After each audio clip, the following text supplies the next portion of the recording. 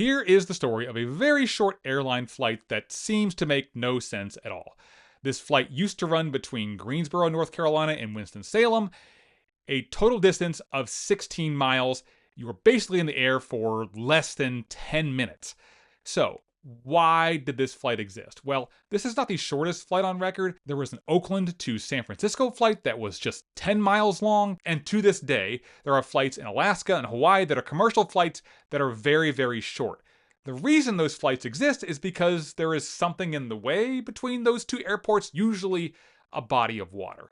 In this case, Greensboro and Winston-Salem, very easy to get to. They're only about 30 to 45 minutes away by car. It's not like this is a difficult journey to make. So for the answer here, you have to go back in time to the way that airlines used to be. Today, there are largely hub and spoke operations, meaning if you want to go from one place to the next, you might connect through a very large hub like Charlotte or Atlanta. That was not the case back in the day.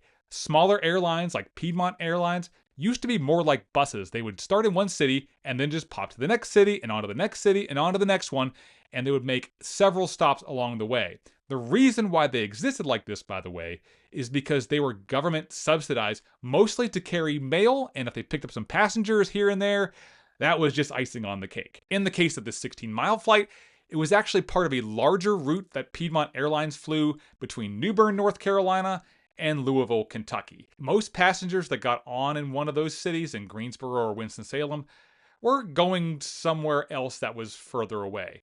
Very few people were getting on in one city and just flying to the next city 16 miles away and getting off. Except for one notable exception. In 1948, on the very first flight between New Bern and Louisville, the mayor of Greensboro got on the plane in Greensboro and then flew 16 miles to Winston-Salem and then got off. It was basically for a big ceremony they were throwing to commemorate the first flight. All the other dignitaries from Greensboro drove.